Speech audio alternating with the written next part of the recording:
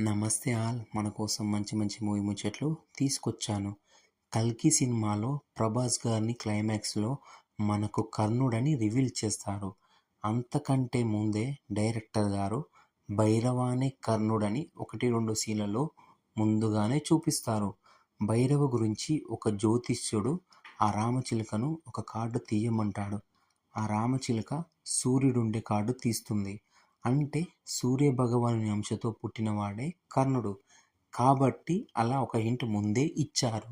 సుమతి గారు మంటల నుంచి బయటికి వచ్చేటప్పుడు భైరవ ఒక రథచక్రం పడిపోతుంటే పట్టుకుంటాడు.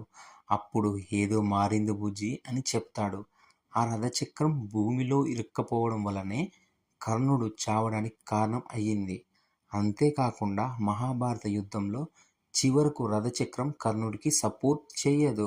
ఈ 'కల్కి పార్ట్ 1లో మూవీలో మనం భైరవాకి అశ్వత్థామతో ఫైట్ సీనప్పుడు రథచక్రమే సపోర్ట్ చేస్తుంది. అదేనండి మన బుజ్జి భైరవ వెహికల్. ఇలా మన నాగార్జున గారు ముందే భైరవానే కర్ణుడని చెప్పే ప్రయత్నం చేశాడు. మరిన్ని మూవీ ముచ్చట్ల కోసం మన ఛానల్ని సబ్స్క్రైబ్ చేయండి. Thank you all.